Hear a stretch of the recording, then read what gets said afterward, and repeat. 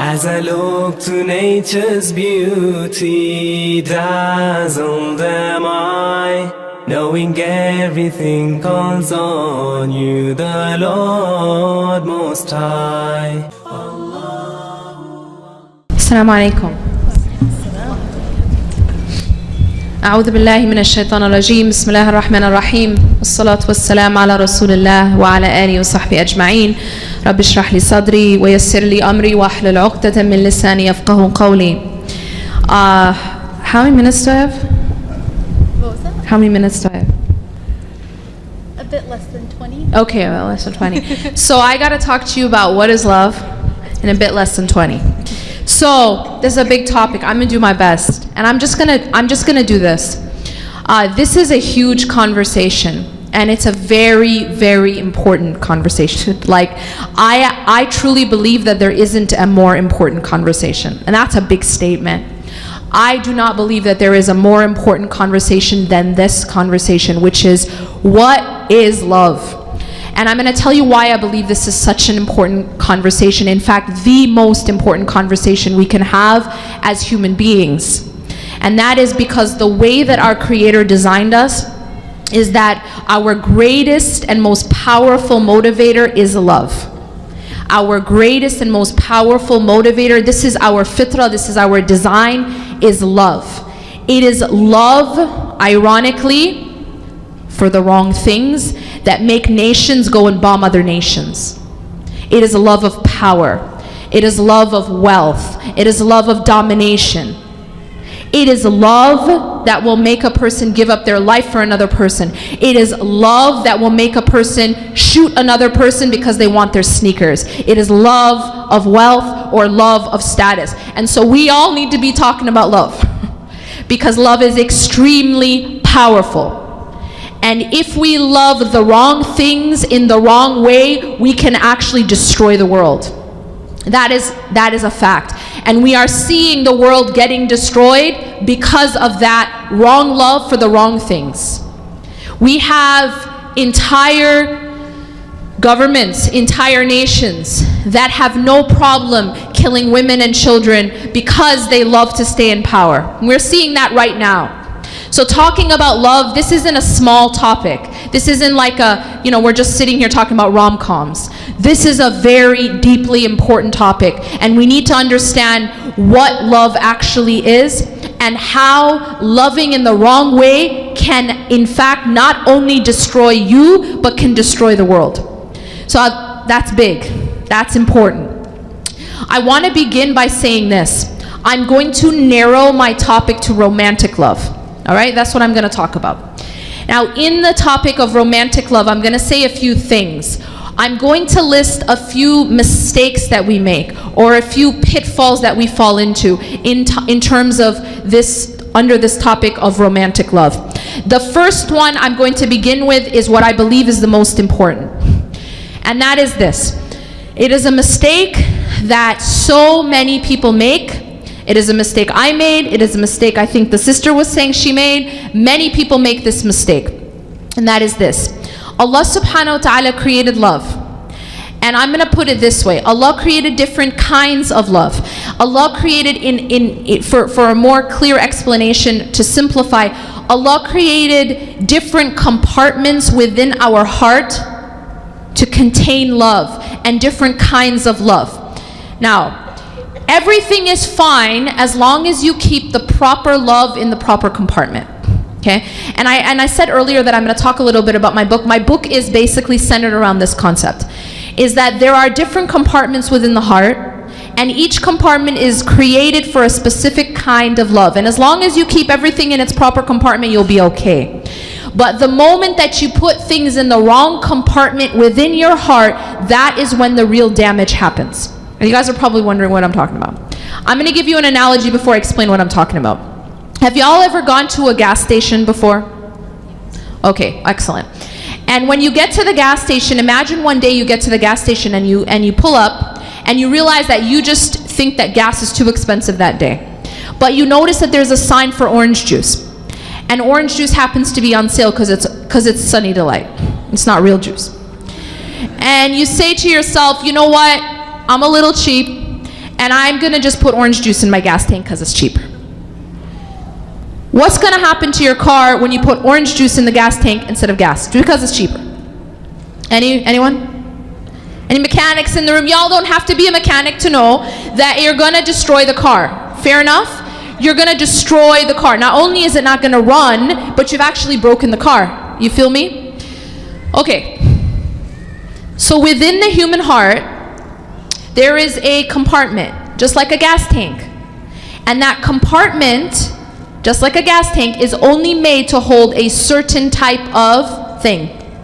A gas tank is only created to be able to handle gas, filling it up. But if you put orange juice in that gas tank, you destroy the gas tank and you destroy the entire car. Now, what does that have to do with the human heart? See, there's this part in the heart, and I will call this the lub of the heart. It is the very most central, most inner part of the heart. This isn't normal love. No, this is the center of our existence. This is what I live for and what I will die for. This isn't just love, this is worship. It's the kind of love that becomes worship. But it's not worship in the sense that you're praying to this thing. People don't pray to money, but they worship money. And the reason why they do that is because their love of money is in this central part of their heart that was only created for the love of God. So you understand what I'm saying? I'm saying that within the human heart, there's an innermost part that's like a gas tank. It's only created for gas. In the case of the heart, it's only created for the love of God, Allah. This is, in other words, I'm going to call this an ilah. Ilah. When you become Muslim, every single day when you pray, as a believer, you say this every single day. Many times a day you say, La ilaha illallah. What do we even know what we're saying? We don't actually know what we're saying. We're not only saying there's no God but Allah. Because then you think, okay, there's no creator but Allah. This is true. But essentially what we're saying is that there's nothing that goes in the core of the heart except for Allah. Except for God. Whatever language you want to say it, the creator, the ultimate, the almighty is the only one who goes in that central part of my heart and of my life. That's what La ilaha illallah is at a core level. And that is why a person will become destroyed if they put anything else in that core level. Just like the car becomes destroyed when you put orange juice in it.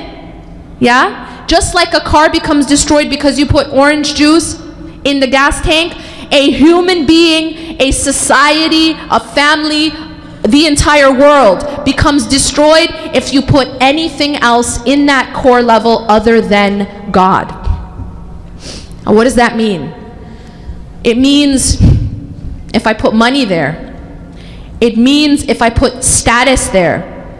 It means if I put power there. It means even if I put another person there.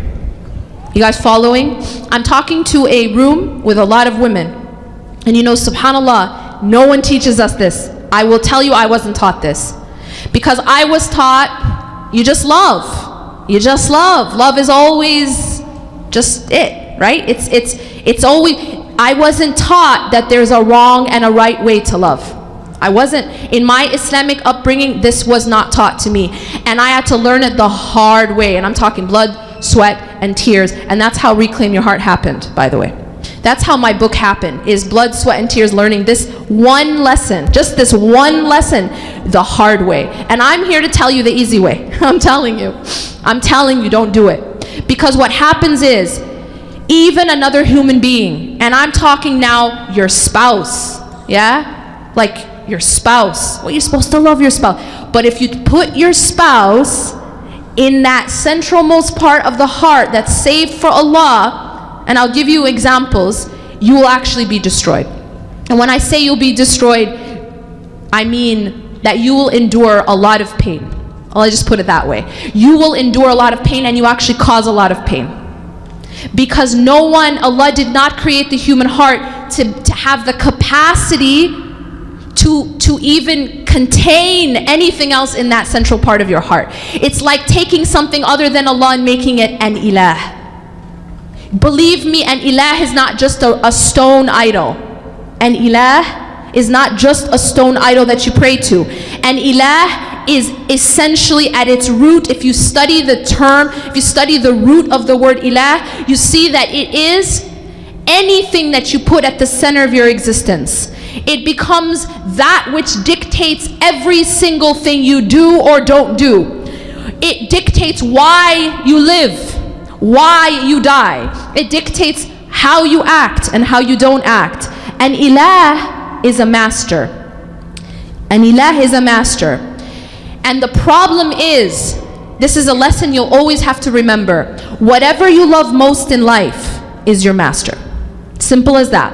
Whatever you love most in your life is your master. If that is money, then you are a slave to money. If that is your spouse, then you are a slave to your spouse. If it is your children, and now I'm talking about something that's just like blows your mind as a woman, especially as a mother and as a father. We definitely ain't taught this, that there's a wrong way to love our children. What? There is a wrong way to love your children. Why do you think we have so many problems with the whole mother-in-law issue? Do you want to know the reason? Anybody want to know the reason? This is the reason. It's because the dynamic to begin with from day one was unhealthy. I'm telling you guys something maybe we don't want to hear, but it's the truth. The dynamic was unhealthy from day one, because that boy, that son of yours, was never supposed to be in that part.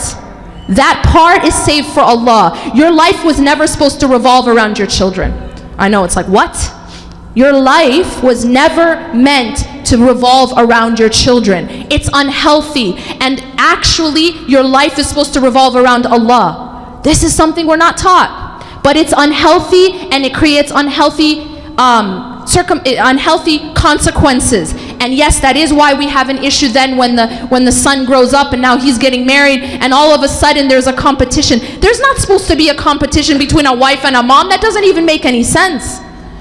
But the fact that there is only because the dynamic from day one was unhealthy and it was wrong. They taught you that you're supposed to revolve your life around your son, namely your son. They taught you that that's actually how to be a good mom. It's not how to be a good mom. It's unhealthy. Your life continues to revolve around Allah, whether you're married or unmarried, whether you're a mother or you're not a mother. And only when your central point in your life is Allah, your greatest and deepest devotion and love is for Allah, only then, and mark my words, only then will you have healthy relationships with the creation. Only then can you have a healthy relationship in a marriage, and with your children, and with your friends, and with your colleagues. Only if you're putting everything in the right compartment. I'm not up here to tell you that you're not supposed to love your children. For God's sakes, we love our children to death. I'm not here to tell you you're not supposed to love your spouse. I'm not even telling you not to love money. Love these things. Allah subhanahu wa ta'ala and His Messenger made it halal. But what does Allah warn us from? Allah warns us in the Quran. قُلْ إِن كَانَ آبَاؤُكُمْ أَوْ أَبْنَاؤُكُمْ. Allah in this ayah gives us a list of all halal things. All halal things. Say, if your fathers, meaning your parents, your sons, your children, and Allah lists 8, I think, halal things to love. And He says your parents, your children, your spouse, your siblings, your wealth, your business where you fear decline. Is any of this halal? Is any of this haram? Does the ayah say your boyfriend, or your gambling, or your drinking habits? No, all halal. But Allah warns us, if any one of these things أَحَبَّ إِلَيْكُم مِّنَ اللَّهِ وَرَسُولِهِ is more beloved to you than Allah and His Messenger, that's when you face a problem. Because even the halal, if it's loved in the wrong way, will cause much damage. And this damage will be to yourself and others. So the first thing I want to say is this: we have to put things in their proper place.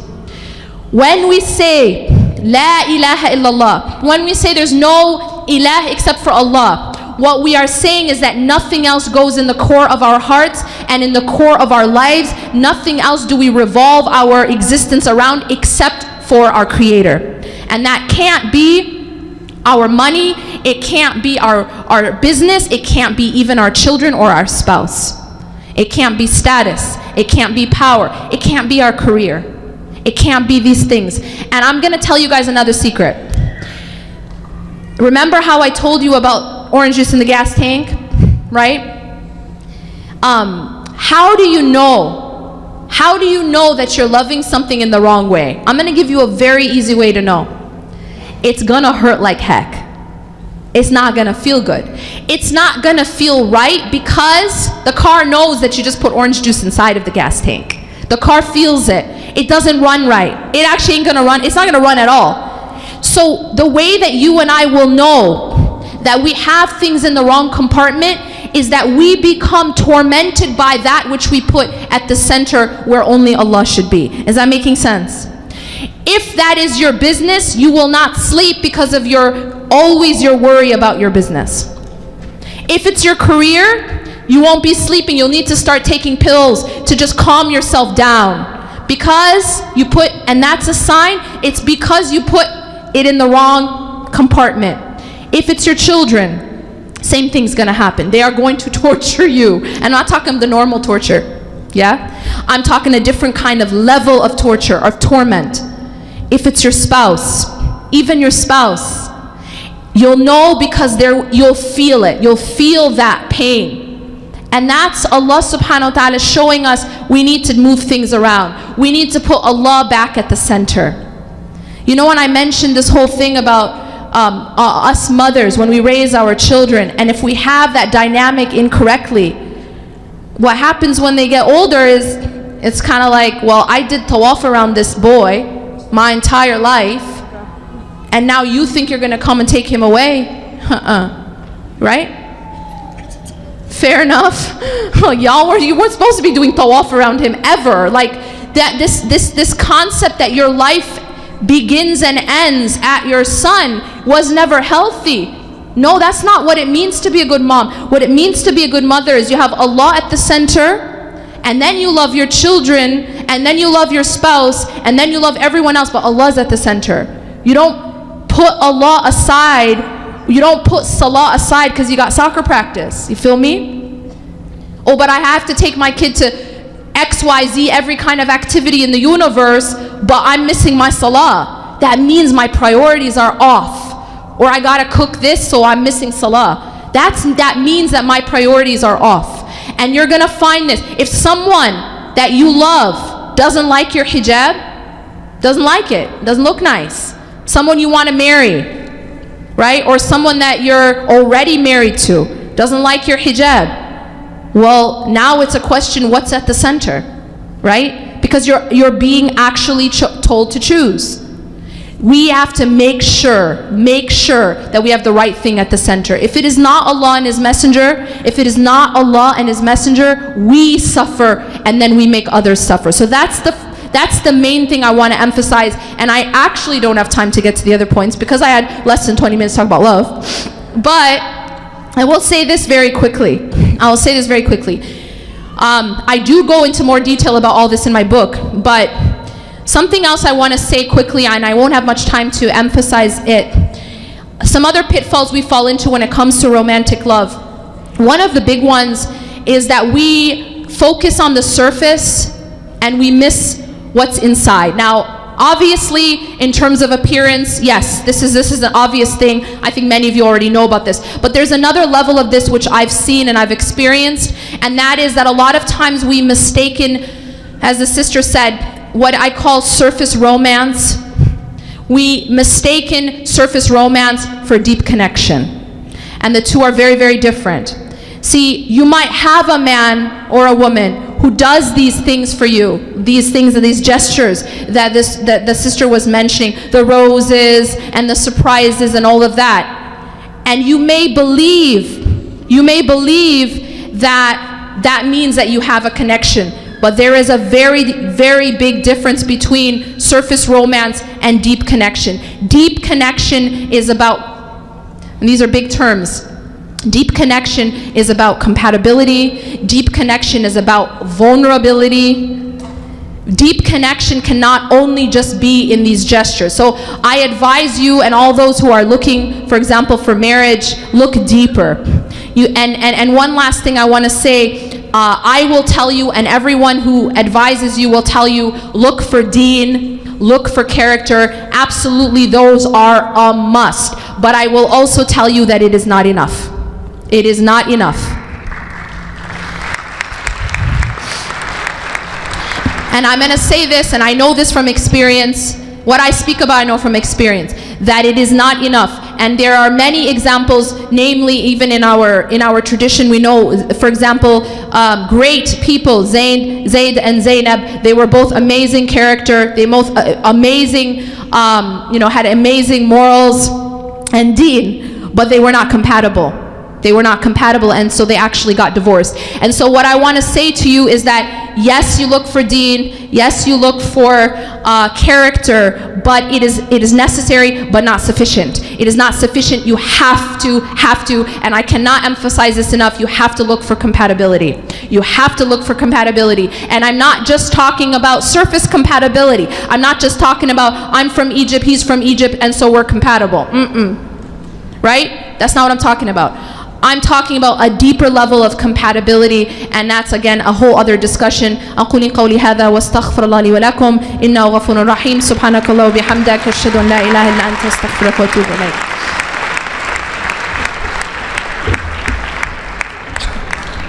Jazakallah khair. Very inspiring words, and a lot of questions that came from them. A lot of questions, thank you.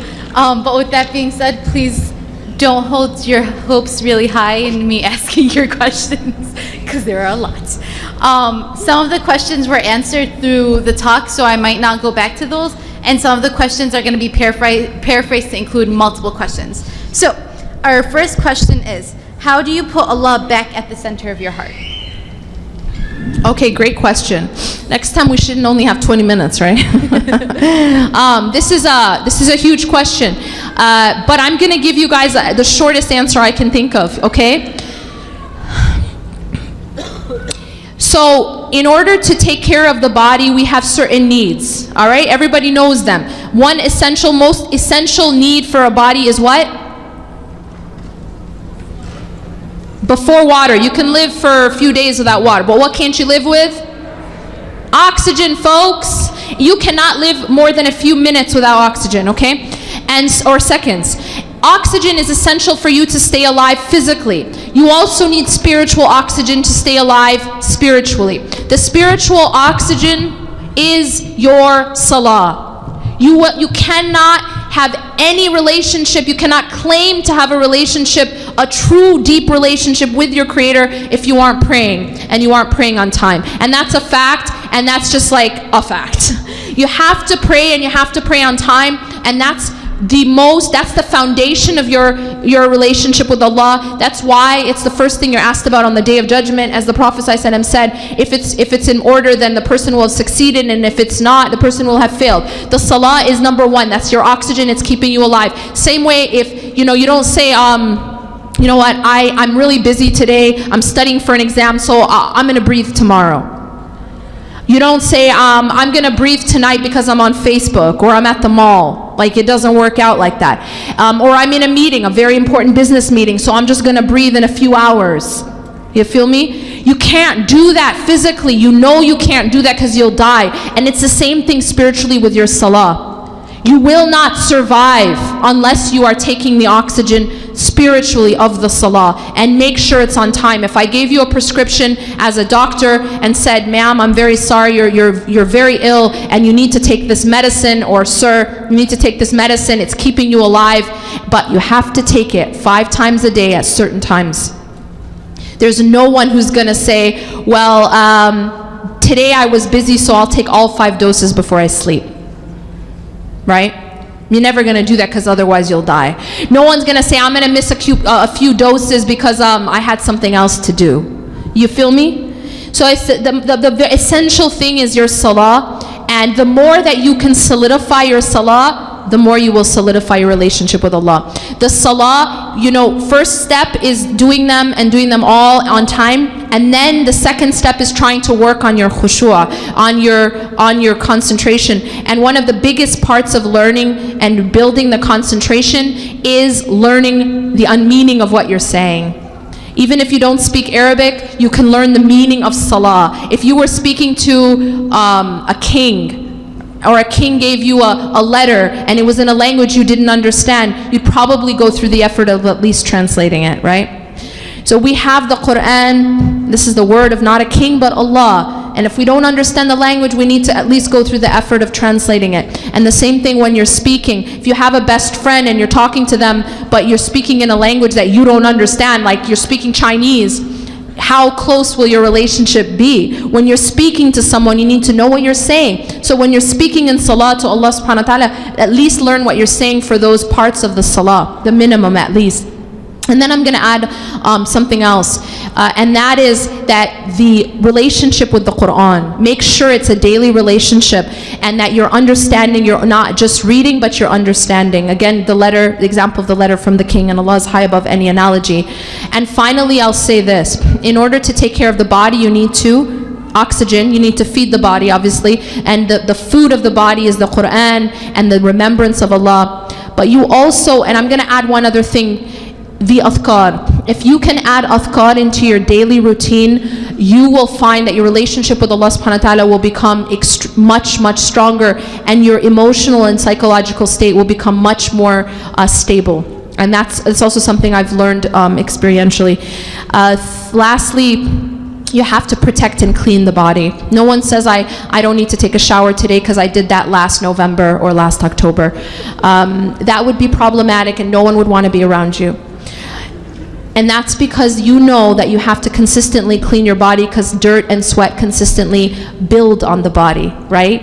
And in the same way, our hearts are constantly getting dirt on them from our sins. And that cleaning is istighfar, is the repentance that the Prophet ﷺ used to do 100 times a day, right? And then what about us? So we have to constantly be asking for forgiveness. Istighfar consistently is cleaning. That's your shower. All right, internal shower.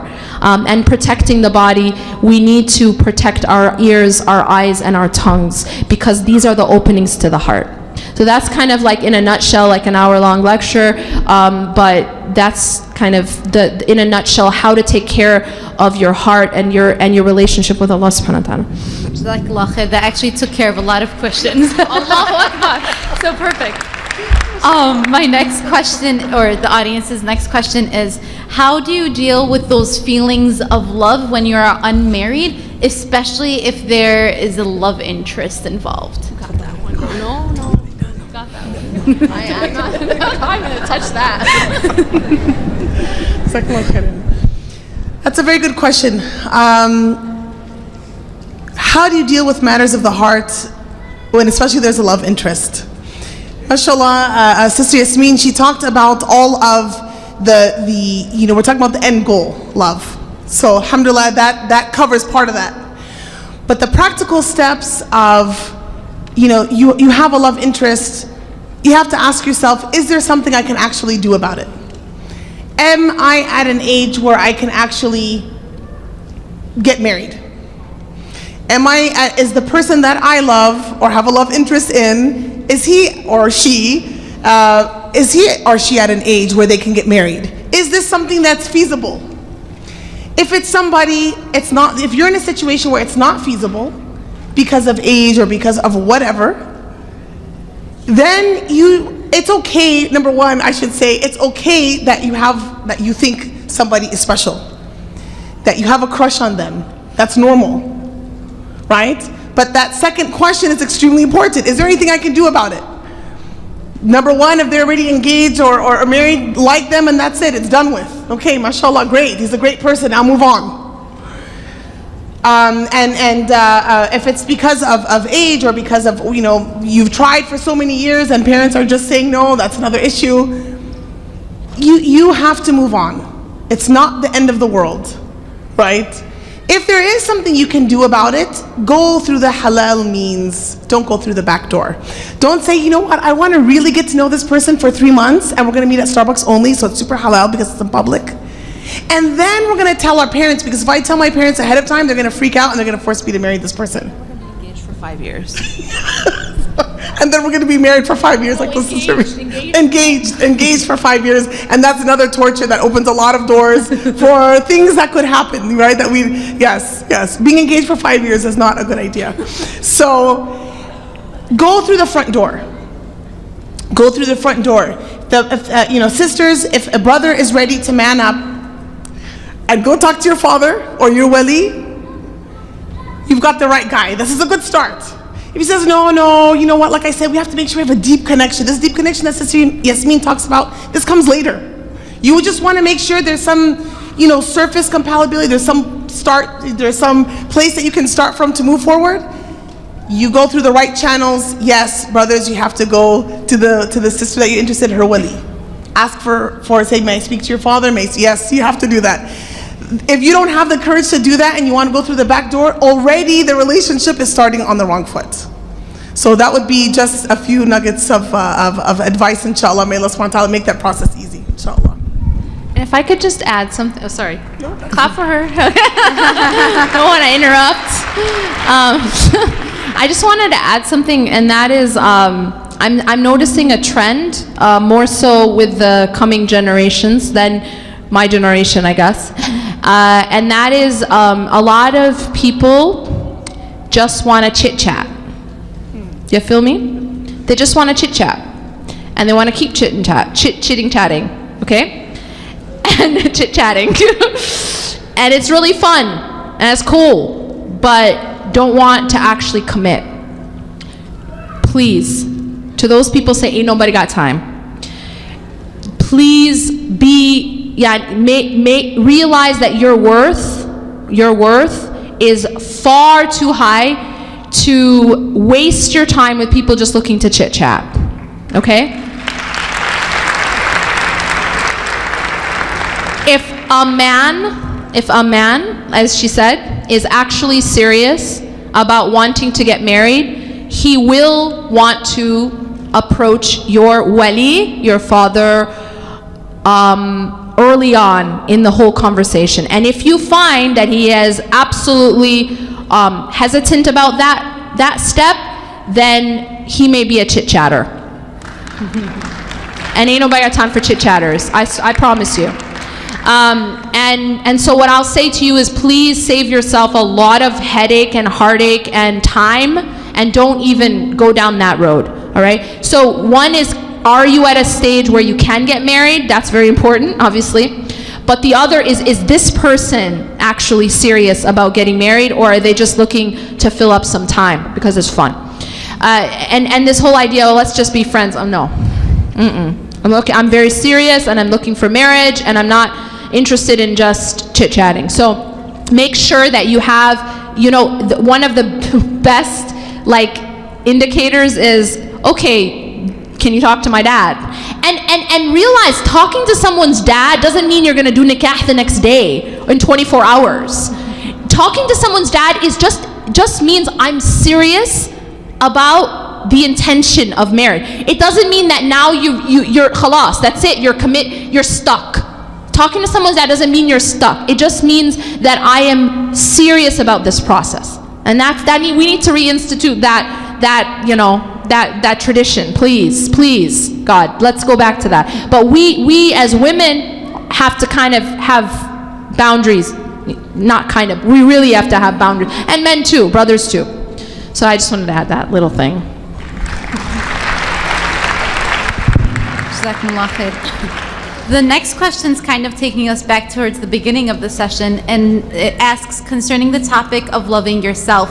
What if you feel like you have no real potential because you're constantly being surrounded by perfect, great people? How can you stop comparing yourself to others? Okay, can I just say something? There is no such thing as perfect people. There's no such thing. I promise you, it's a filter.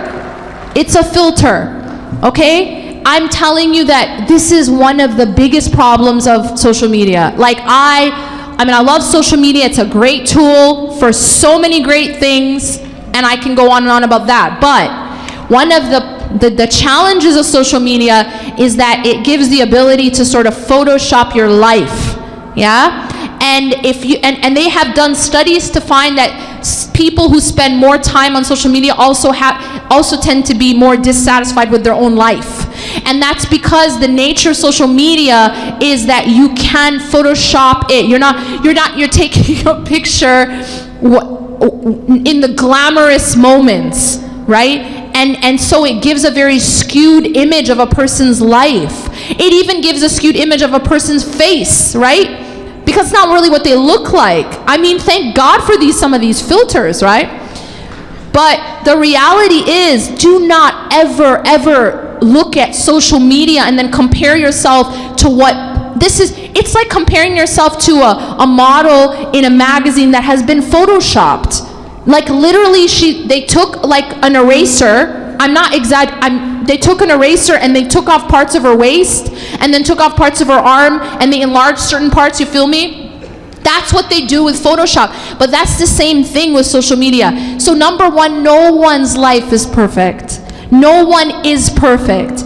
You're not perfect and neither is anyone else. We have to start to accept and love ourselves.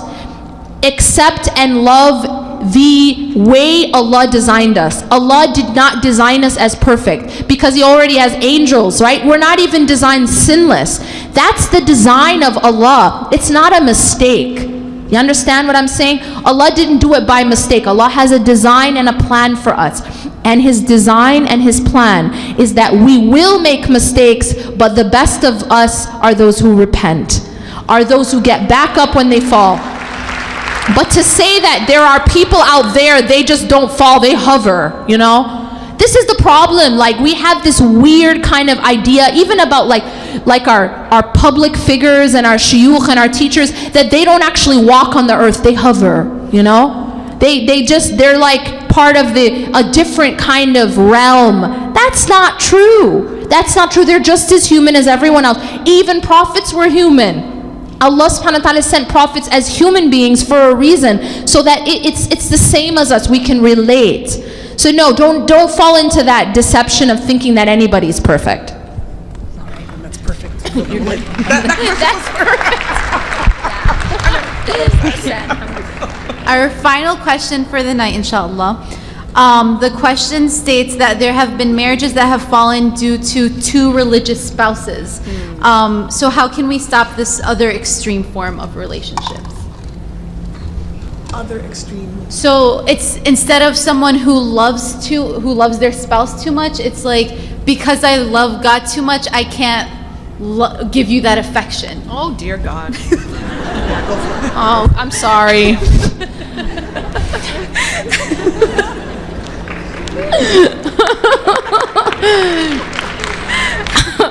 All right, this is like my chance to rant. All right, my people. No, that's messed up.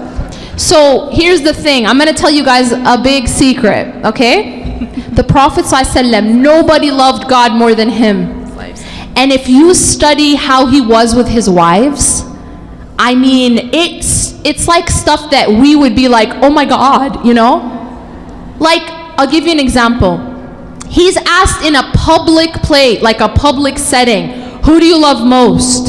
Can you imagine, like, one of our shuyukh in like one of these big settings, who do you love most?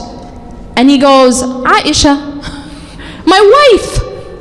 You know what I mean? He's publicly, he's not just showing affection in private in this case, right? Affection verbally, obviously. He's publicly announcing his love for his wife. Sallallahu Alaihi Wasallam. He said, Aisha. And then this companion, this is the beautiful thing, companion thought he was going to say him. You know? And so he's like, no, from among the men? Because he's thinking he's next. And he goes, her father. But the point is that even when he's mentioning Abu Bakr radhiyallahu anh, he uses Aisha as the reference point.